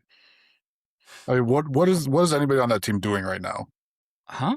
They're tanking. It's irrelevant what they're doing now. No, because none of those guys are all that good without Luka being there. Okay. The Spurs aren't very good when Wemby's not there. Yeah, exactly. So, like, if Wemby can drag this team to a finals the way that Luka did, then I'll take him over Luka. But until I see the guy do it, now you're using what he does in these playoffs against. I'm saying that Wemby's been the best player all year. I still think that Jokic has been better than him this year. I don't think that you can use like the team's record against a guy like that. Like, that doesn't make sense because, like, who's been a better player, Wemby or Shea? Because you just said one of them beat the other team 3 times this year, and the other one's got a worse record. So which one is it? I'd say Wemby's. I think I'm in the Bill Simmons camp where I think Wemby's been the best player all year. Period. Well, you can't make that argument with the record then because Wemby's got a worse record than Shea, so Shea must be a better player. Yeah, but then I start arguing about what each player does individually, and Wemby. Like, I just argued that Jokic is like such a floor raiser offensively that there's nothing you can do about it. Every time that Jokic is on the floor, your team is going to score. Like, it's just what it is. Doesn't matter who's on the other side. Same with Wemby. I don't think that he's a floor raiser offensively. Defensively, he is. But I don't think that it's at the same level as Jokic's offensive prowess. Yeah, I mean, we're going to have to agree to disagree. Wemby doesn't play make. It would just have to be his gravity that would do that, which it might. I'd have to look at that, but like there is definitely probably a lot of tape where it's like everyone getting open looks because Wemby's there. They're getting doubled or tripled whenever he touches the ball in the paint, I assume. I boil it down simply to Wemby can do what Nikola Jokic does eventually offensively. Jokic can never do what Wemby does. Right now, he can never do it. Not defensively, no. Yeah. Definitely not. Also, straight up, he's just quicker. He's faster. He keeps the pace. Like, you can do more with Wemby. You can just do more with him, play style-wise. You can have him do anything he wants. He can be the stretch big. He can push the pace with the outlet passes. Jokic, it's very much just the ball has to hit him in the half court, and he'll make the right move. I mean, it's ended up in a championship with 3 MVPs. So, I mean, I feel like I'm pretty all right with running that move. I'll run that play Absolutely. every time. Absolutely. You, of course, of any team you have. He's damn near averaging a 30-point triple-double. And, like, we're going to put Wemby above him on that? I don't know. Yeah, I will do that. I feel like there's unfortunately no wrong answer, and I think that's why it's gone on so long. It's because one has this offensive impact, the other is defensive. Jacob, just tell us to shut up already. God damn it. We need you to be the fucking voice of reason here. Because me and Cody have fucking sat at the fucking basketball courts in Pembroke until the lights turned off, just yelling about dumb shit in basketball. Like, it never goes anywhere. I don't think there is a right answer here, to be honest. Maybe there is. Maybe Shea's the best player out of all of them. I don't fucking know at this point. I just say, for me, Wemby's been the best because I haven't seen pretty much anybody do what he's done this year. No, I've never seen anybody do what Jokic has done on offense. That's also true. Well, I mean, he's going to average a 30. Luka does a pretty good job of it. He's going to average a 30-point triple-double with like 12.5 rebounds this year. Like, that's unbelievable. That is unbelievable. We're all very grateful. This league is insane at the moment. That's for sure. Look, I'm just praying. We're also all wrong because Jaylen Brown plays basketball. That was my argument, and you told me I was wrong about that too. So. Also, Cade, poor Cade. This really sucks. Really shitty story. I feel like his year has been. They're gonna do great, and their season is certainly not over by any stretch. But like, I feel like a player who has played exceptionally well this year. He doesn't get talked about enough. Well, he's just not going to be able to take home any hardware. He's not going to have anything to show for it, like outside, barring a finals win. Like, and that's a very lofty goal because of all the talent we just mentioned. Like, I mean, is all NBA a 65 game limit too? Yeah, I think so. Yeah. So he's not even going to he's going to miss an all NBA team probably too. Like, he's not going to. That's what I was saying earlier. It's like that's why Donovan Mitchell might find his way on the first team. Yeah, I don't even know if they're going to be good. They might be done. Like, for the playoff situation, because like think about our Pistons conversation before all this. It's like, stop Cade and what the hell happens. They reported like 2 days ago that he's getting evaluated in 2 weeks. So it's like they don't even know the timetable, like, and that'd be like throwing him into the playoffs too with the collapsed lung, like stamina wise. They said it's only happened a couple times in the NBA, and apparently twice with CJ McCollum, which is, I don't know why I find that funny that it just happened. Like, it's only happened 5 times and twice was one guy. So that was kind of weird. But That's wild. they said like after a couple weeks, like they'll reevaluate him, and it's usually like a 2 to 4 week absence from the team, and then like you're back to it. So How did it happen? I never caught the details of how it happened. I think he got kneed or he got landed on. Like they showed a broke a replay, rib? like it didn't break a rib, but like you can compress so much that it crushed part of his lung, I guess is how it happens. And they have to basically go in and like reinflate it. But like he played through the rest of the game with it. Probably just thought he like bruised his rib real bad or something like that. Like you can, it wasn't a serious collapsed lung like the ones like you hear about with like car crashes, but like It wasn't a partially- pneumothorax? no, it was like partially collapsed. So it was That's what it like was. he could play with it, but then like the discomfort kept going. So they checked in on him, and that's how they found out, I think. There's probably no structural damage to the lung. Like I feel like when people have collapsed lungs, it's often because it got punctured. Yeah. Like by a rib that breaks or something like that. Yeah. Either way, that must be brutal. Yeah. I mean, that's a tough motherfucker to play through the rest of the game with a partially collapsed lung. Like, Oh, Yeah. Cade's a dog. That's like he's a winner of this year, and regardless to me, he's a dog. Oh yeah. Like he's a guy to look out for. yeah, I mean, Now- the guy's going to get screwed out of an all NBA team because of the 65 game rule on some shit that he can't control. Like, it wasn't like he was He's also only 24, right? Like what he's done is fucking just straight up impressive. Is he still averaging 10 assists a game, too, this year? It's really close. It's like 9 point something. Because that's crazy for a jump. 'Cause I Basically. think last year he was only averaging like 5 or 6. He's averaging 9.9 assists. I mean, come on. That is Give him 10. 10. Yeah, that's 10. That's 10. He's also averaging 6 rebounds at 25 points. Yeah. And by the way, he's the 1 seed with a 4-game lead heading into the final 2 weeks. So And he's not going to make all NBA. Nobody on the team's going to make all NBA, probably. The 1 seed in the East. I mean, half the fucking MVP, the candidates we just bandied about for a half hour, just not going to be there. That's why I'm glad I got money on Jaylen Brown, because Jaylen Brown's going to be there. They'll have Asar Thompson on the all defensive though. There's that. Asar deserves all defense. Yeah, for sure. Oh, for sure. No, he's like the better defender of the Thompson twins. I mean, not the better offensive player, that's for sure, but he's the better defender. Men's offensive game hasn't been great. No, his shooting. the He's problem just with- definitely better driving, but It just doesn't fit with that team. He's a good slasher and a good cutter, but like your offense goes through the mid range with KD and the post game with Sengun. So it's like your cutting lanes aren't there. You're just running into He more. really has to develop a shot. Yeah, you got to get a jumper out of that. We'll see. That's also another team in the West just lurking out there. That's like they could beat you on any given night, but like they're in I tough don't know shape. about that. I don't know. Though what I've seen from them Maybe not. recently, like wasn't it like 4? Wasn't it like 5 the last 5 minutes of the game? They had 4 points or something like that in a game they were winning by like 10. Like, yeah. I mean, maybe it sounds very it's Rockets-ish. very brutal to watch their late game offense. Ime cannot coach a late game offense. That's for certain. Yeah, Ime on the hot seat. Who'd have thought we'd be the ultimate winners in that one? Dude, I know. Me. We I got think an it worked out improvement. perfectly too, because you got a year of Ime just laying into the guys and getting them like sharpening them up, almost like toughening them up, like as much as you can with grown men that are already in the NBA, but like doing a little bit of that, and then all of a sudden you flip it to Joe Mazzulla, who's like a. I was going to say, I don't think they got any reprieve when Joe took over in terms of him being mean to him. This He'll got be better mean to you, version. but then like he'll vibe with you. You know what I mean? Like he'll like he's loves his players in a way that I don't think Ime ever really loves the players. You know what I mean? Like I think he's more of a It's player. also a bit different. Ime's like been in the league.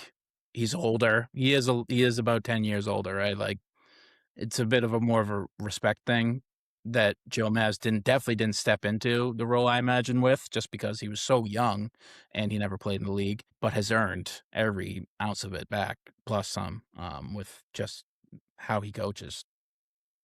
And the way he communicates with the players too, I think is just so much better than what Ime did. Like I feel like Well, even he's off the court. He is a very good game planner. I know the offense down the stretch hasn't been great. That's maybe his biggest coaching flaw going, but with the mix and matches of the lineups, getting the feel of like how his players, like he just has it right now. Yeah, he plugs guys in that haven't played in a couple weeks and they play great. Like shit like that. Like Walsh hasn't played in a while. I wouldn't be surprised if in the Thunder game he lets him out there and he gives you 12 points and fucking 8 rebounds. Like I wouldn't. Just might need to see him. Yeah, it's with the size we lack. Like yeah, I wouldn't be surprised. He just plug and play his guys so well like that. I mean, look at Baylor. Yeah. Shit, look at Baylor. Baylor's playing unbelievable right now. He's just a part. Yeah, he's just fixed in the rotation, just off his hustle alone. That stupid fucking celebration makes me laugh every time. He looks fucked up dumb too. He looks so goofy running on the floor with his thumb up. And I just love how it's like big, has a big bandage on it. Not, like it has at least of late. It's just like a big ass swollen thumb. Looks like somebody like a SpongeBob cartoon or something like that. Yeah, so we'll see how the Celtics play down the stretch. Got a tough road ahead of you. I'm thinking Steve might be like, I'll go in losses. I think we lose about 2 to 4 games in that stretch. 4 obviously being like we're burgeoning on time. 2 being like you lost to a good stretch of teams. Pistons are currently up on the Lakers heading into the 4th. So damn, by 2 points, it's close. It also depends on too. Like we only got 11 games left in the year, right? This is our last 11. 11 or 12, yeah. So I think it also depends on like, hey, if the Pistons are up by like 6 games because they just go on a streak and there's only 3 games left, I don't think that we're really going to be playing guys in those last 3 games. Yeah, we'll see. I mean, there's a lot of talent to go around for the Celtics team. So even on those off nights when you're seeing some guys sit, I think that there's still some winnable games in there. Games of the week have Celtics versus Thunder Wednesday. That's prime time. Pistons versus Wolves. I don't know Anthony Edwards. Might be a good solid team without their star versus solid team without their star off. Yeah. Yeah, definitely. Knicks versus Thunder. That's going to be interesting for, big picture stuff. Warriors versus Nuggets you have on Sunday. That's nothing. Steph has missed 19 consecutive games. I don't think he's probably coming. I think he's probably done playing basketball this year, which is really shitty. Because he played so well this year too. They did him such a disservice. Like with the team. Who would have thought, man? We all knew it. We all knew it going into the year, unfortunately, too. Do you think they're... I'm sorry. Do you think just with the Curry, especially because his jersey was retired over the weekend and he was there at the thing and at the ceremony in Charlotte, do you think that we are potentially getting closer now than ever to Steph leaving this team? If he does, we're never having a one-team star ever again. Well, besides Giannis, who will just, be like, I'm leaving. No, I'm not. Just kidding. I'm gone. I'm okay. Back until he retires. Yeah. I'm miserable. I love it. I'm never leaving. I'm out of here. I packed my bags. Like, no, okay. He'll do that forever. But if Steph leaves, then yeah, we're Draymond. It'll be Draymond who lasted of all of them, which is like, if you asked me that 10 years ago, I would have 1,000% thought he'd be gone. Yeah. I thought he'd be gone first out of the 3 of them. For sure. Yeah. But Steph still, honestly, he should go. One-team stars, I mean, you look at Tatum and well, maybe not Brown, but I think Tatum might be a one-team star. I mean, there's no team in St. Louis for him to go to. I do think both our guys we're going to get one of them, I think, for forever. Jalen, I don't know. Jokic, too. Bro. I can see Jalen at the end of his career going back to Atlanta to play for his home team. I can see that. Like, if the Celtics aren't competing and he's only got a couple of years left before he wants to retire, I can see him doing that. But yeah, like I said, there's no team in St. Louis for Tatum to go to. Maybe. We'll see. He loves the Lakers. Jokic isn't going to be... You don't think Jokic is going to be a one-team star? No, I was just saying that kind of under my breath. Yeah, he's actually... Because if it ever gets bad enough that he'd want to leave, he'd just go to Serbia. It's going to be interesting to see how... Yeah, I don't think Jokic has any intention of leaving Denver. No. For another American city anytime soon. Wemby? If the Spurs are smart. It's way too early to tell. Yes, it's early, but I mean, like you said, like you think he's the best player in the league right now. And I'll hear your argument about that, obviously. I'll disagree with you, but I'll definitely... Well, you won't hear it, but you'll oblige me. Go ahead. But if he's that good already, I just don't understand why the Spurs would ever leave him. The Spurs are a good organization to stay with for your career, too. Like, we've seen guys spend their careers there, no problem. I don't think it's the Spurs' choice. But I just don't see Wemby's being that kind of guy because, like, the Spurs are an organization that's always going to try and compete, and they're never going to be... They tanked that fucking last couple of years with Pop. But other than that, have we ever seen them not, like, compete? You know who also likes to compete? is Wemby. So I think if he That's why I feel is like it's a perfect racking up the match. Giannis years, maybe it's like, maybe he's like, I'm too good to be doing this. I think that guy, Wembanyama, not that Giannis doesn't, not that any of these guys don't. I think he is like, just with how he's played at 22 years old and his story, I think he knows he's great and he is going to be great. He's going to do everything, and that means you have to win like big game success. And not that Steph Curry didn't do that, but Steph Curry did that. So, we're in the post that for him. It's just that I think Wemby he's driven by greatness. So if that means he can get in San Antonio, I think that's a mutual partnership. But You're right. It's too early. Tell it's me third impossible to year. know. Yeah. I'm looking at you look at the teams and think about who drafted who and the great players that were drafted to where they are. Like, there's not a lot of them. Like your top 10 players, I mean, Wemby, Jokic, Tatum, those only three that were drafted to where they are now. Like, Luka bounced around, so he won't be a one-team guy. Wait, I'm Shea was sorry. like a Who did you hyper say? first. Jalen Brown? Did you mention him? I'm top 10, top 5, top 10 guys in the league. Jalen Brown, he was Yeah. drafted here. Like, he might stay too. But most of them have already bounced around teams before they got to where they are, so they don't really have a loyalty to where they are. You know what I mean? Like, Sure. if you want to put But that's why, you're right. It's going to be tough for a guy to be a one-team guy because teams are bouncing guys around already. Like, Brunson had to take a non-traditional path. Yeah. Like, he had to take a non-traditional path to get to where he is, and that's honestly why you respect him as a player. But his story is not like he didn't come into the league with expectations of his greatness. Yeah. Where he's a little bit different. So there's still obviously those like Jimmy Butler, so stuff like that. Although Halliburton. Yeah. And yeah, true. If you get drafted by the Kings, like, God, You could be good a great fucking player. You're luck. just not going to finish your career with the Good Kings. luck with that. You could want to be a king. You can be the most loyal guy ever, but it might not, they might just fucking get rid of you on a fire sale. But it's early in his career too, like you said. it's too early to know. Yeah. I don't think any of these guys are like mercenaries for hire. None of them are James Harden. So But some of them could be though, because they've already been on multiple teams. You know what I'm saying? They don't have that loyalty. for sure. Yeah, but we're not talking about them. Well, I'm just saying, like in general, because you said that we might not see another one team superstar like we used to. But I'm just arguing your point where it's like these guys that are the best in the league have already been on multiple teams already, so like they just might just be mercenaries from at the end of their careers. You know what I mean? Like KD's been doing since he left Oklahoma City. Katie's probably teaching him not to do that. Yeah. Say hello to KD's the also bag, teaching him, son. hey, like if you're gonna talk shit about somebody, do it in person. Don't do it where people can take screenshots. Yeah, that too. Don't be messy. Holy shit, dude. That's it. Anything else with the hoop talk? Let's wrap this puppy up, get into the movie review. Jesus Christ. sounds good with me. We're trying to wrap up Hoop Talk fucking 30 minutes ago. Finishing it, well, we got one more. We decided to ixnay the town, even though I did watch it today on top of Hell I'm or gonna High watch Water, it so just for the vibes. I can go into it. A hell of a movie. Hell of a Blake picture. Lively did a great job. True. This week's film is Hell or High Water, 2016, written by Jesus Taylor Christ. Sheridan? Yes, starring Chris Pine. I have all the information. Why just look at it? Chris Jeff Pine Bridges. as Toby Howard, Ben Foster as Tanner Howard, Jeff Bridges as Marcus Hamilton, Gil Birmingham as Alberto Parker. Written by Taylor Sheridan, directed by David Mackenzie. Came out in 2016. Basically, two brothers in West Texas robbed the bank that they thought robbed them and their family for years in order to pay off Chris Pine's ranch, which was discovered to have oil on it, so his children can have a future of not being destitute. Yeah, it was his mother's ranch. They said that they It's his basically family. loaned her enough money that she was going to be broke for the rest of her life, and then they would just buy the land off her for cheap at the end and then take whatever was on it. Yeah. And so it covers these two brothers robbing this Texas Midlands bank, and the two Texas Rangers hunting them down. Guys, initial thoughts on the picture? Old school, gave it kind of Western feel. Obviously, I mean, you're already in Texas, so it's pretty easy to get the Western It's a feel. neo-Western, yeah.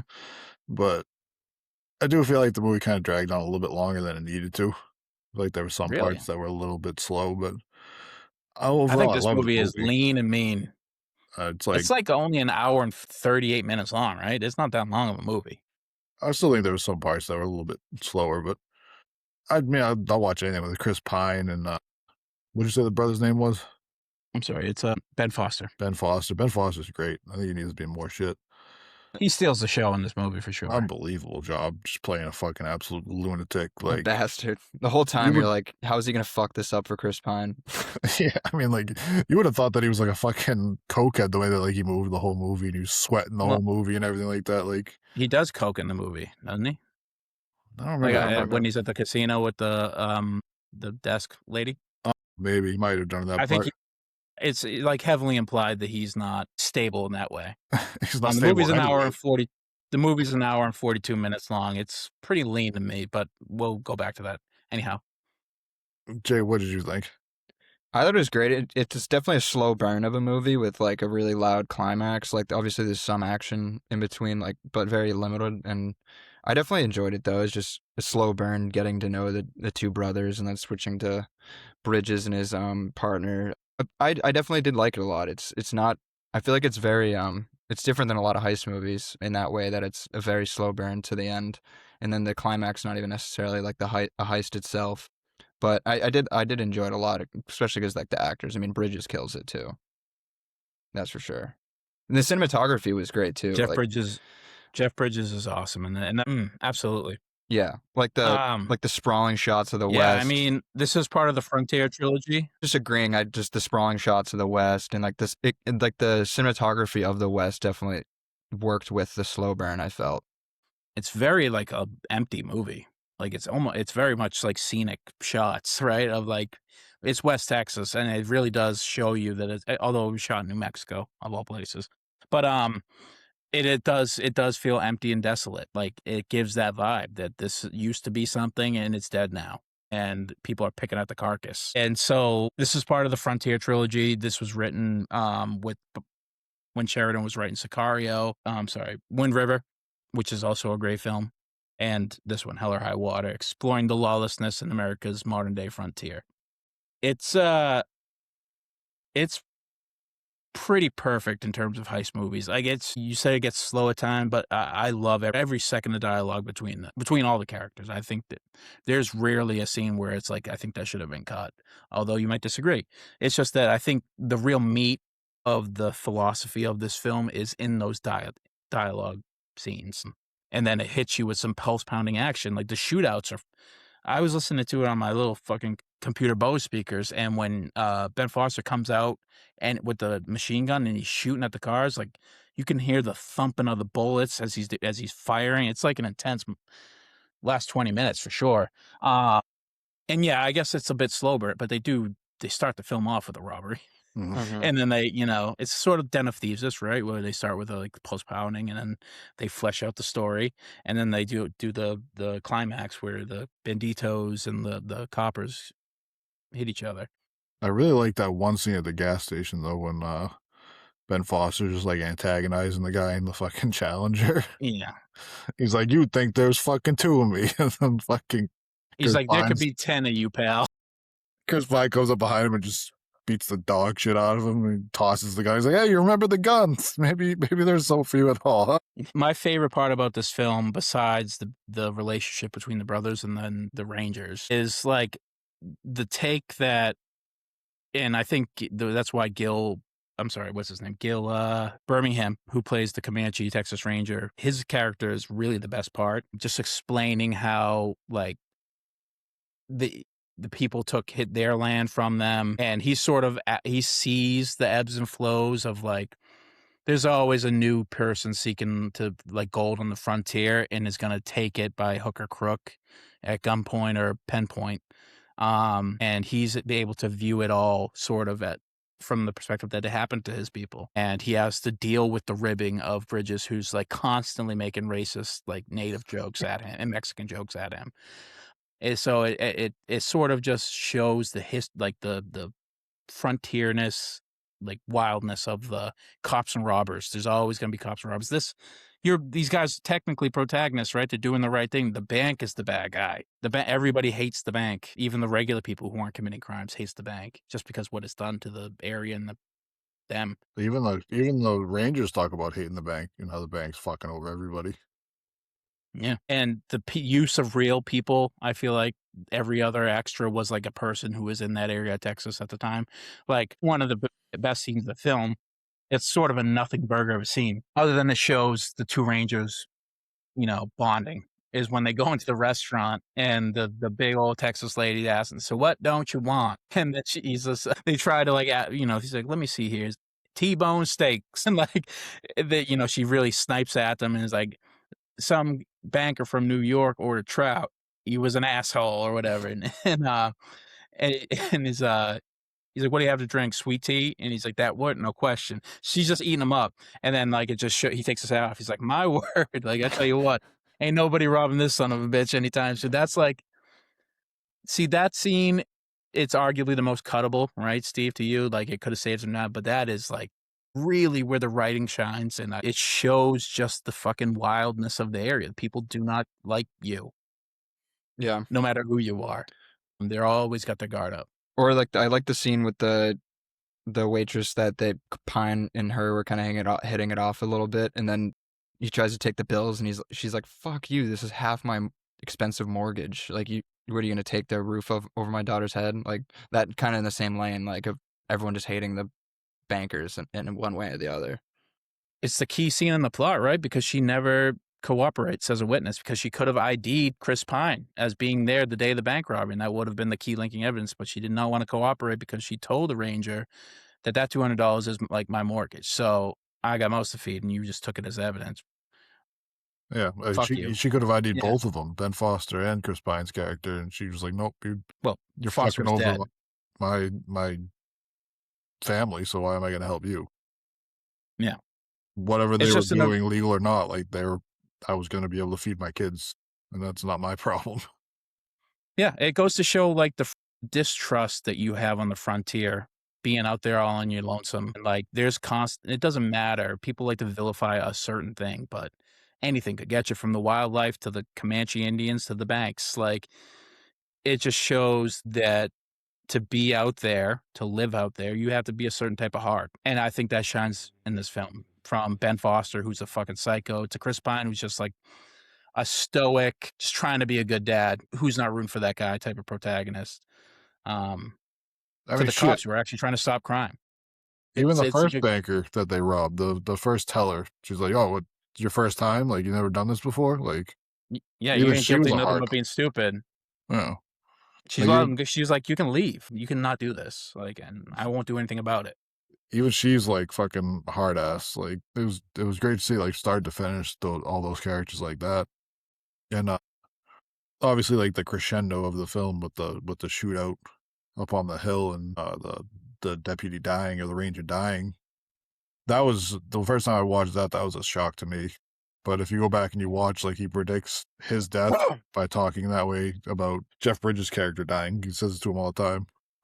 Multiple times throughout the film, he's like, "Oh, you're just going to catch a bullet. That's how you're going to avoid your retirement, huh?" And it never happens to Bridges, but it happens to him. Well, because the only thing that the guy had to make fun of Jeff Bridges is because he's old and retired and on his way out. He's like, "Oh, one day you're not going to have this job," and you can see that Bridges' character struggles with that, especially at the end when he's just sitting there with his dog and he's just ruminating over a partner he grew to love, I guess. Still talking about Cowboys versus Indians too the whole time, and everyone it's just like, "Brick, you're so stuck in the past. There's a new enemy." Cowboys and Indians are on the same side now. Yeah, and I think it sort of plays into it where that his character, who Gil's character, the Comanche, who he's never going to be able to see retirement because he was killed in the line of duty. Bridges is so it's the one thing that he was ribbing him for, he'll never be able to experience. So I think it's a real point of contention for Bridges' character, and that's why at the end of the film, it's a really cool scene because you have Pine, who just lost his brother to this wildness, and he's always going to be miffed by what the bank did to him and what he has deprived of him, his family and being a person who's not going to be hunted for the rest of his life. He'll never have peace. And then you have Bridges' character who will never have peace because now his character, his partner is not going to, it was taken from him. So it's just it would be great to see a part 2 there. I don't know. They'll never do it, but just really good way to write that story. Yeah, they hinted at it with that last conversation with we should just have this conversation another time. I forget exactly. I'll give you peace. Yeah, something like that. That definitely. He's like, maybe I'll give you some. Yeah. Yeah, I loved it. Awesome. And it's like that was such a tense situation too. Like just you could feel it in the air the entire time. And then Chris Pine's like, I've never killed anybody, but I'll blow you right off this porch if you try and reach for that. See if you're quicker than me. Well, then the kids pull up and the mom pulls up and then he uncocks his gun and just looks at him like, all right, like we're not doing this in front of the kids. And it's understood between the two of them, like, hey, like this is me and you. This isn't family. Like, Honor amongst thieves type shit. Like, yeah. And it's like, all right, like, because even Bridges knew, like, he's the smart guy. Like, he wasn't there to kill anybody. The guy who wanted to kill people was his brother. Like, he knew that he wasn't, well, he's not a good guy, but he knows he's not a killer. So he knows he doesn't have to worry about him getting killed on his porch or anything like that. But, like, we rent a place out there in town. Like, you should come see it sometime. You know, I'll help you find your peace, like you said. And it's I love that scene. There's like electricity in the air, like, the entire time. there needs to be more films written like this. Like this film was nominated for Best Picture at some award shows, Best Screenplay, and obviously didn't take home a ton of awards, and it will be forever not memorialized as one of the best films of all time because of that. But this film, in terms of, we talk about making up the middle class of films, I really wish they made more of these and less of like Death of a Unicorn, type movies. That's just me. Where it's like rehashing old like history and not having neat endings written, not feeling sterilized after, like feeling like there's unfinished business. Like I do love films like that, and I think Sheridan really cooks not only with this, but especially with Sicario, which they did write a second movie, and it's fine. It's not great. Actually, I think they're probably gonna make a third. And then Wind River, which was another one-off, where it was like that middle class of film, like Sicario is forever remembered because of how good it was. The other films should be revered, not as much as Sicario, but they should comprise much more of what's being made in Hollywood. A lot of film studios should try and make more of those. Just great stuff all around. The one fucking Outlaw State of Mind drops at the end of that fucking movie when he's walking away by Chris Stapleton. Like, I didn't think there was a better use of a song in a movie maybe ever. Like, It's a hot take. It hit I like so it, though. fucking hard. Like, at the end. Yeah. Oh, man. Yeah, and there's really another scene when Ben Foster's sitting at the table talking to the Native American guy. He's like, "What does Comanche mean? Or are you Comanche? What does it mean?" He's like, "It means enemy of everyone." And he's like, "Then I am a Comanche." It's like, all right, let's cook, let's go. That's all. That would be a sick shirt to have, albeit not as some white guy. Probably, yeah. Wear Um, that into a casino, that'd go well. yeah. Anything else on this film? Rated out of 5. I have to give it like a 4 out of 5. Like, even if I thought that it was slow at points, I can look at that film and realize that's a me problem more than anything. I honestly think there's nothing you cut out of this. Cut out of this film. I think, but I also enjoy moments of like brevity and not tidy, wrapped up in a bow conversations, in films. I tend to dig that stuff. Maybe it's because I'm an artsy D-bag, which is probably true, but I like the dialogue stuff. I like fleshing out characters, Steve. What are you going to give it then? I said it was a me problem. God. I mean, for neo-westerns, this might be the best neo-western ever. No Country for Old Men is probably better than that. Immediately off the top of my head, it's 3. Eddington? No, it's 4. It's 4 stars out of 5. Eddington's a neo-western, but it's not better than it. Yeah, he's better. These two films, in my opinion. I can see that. Yeah, 4 out of 5.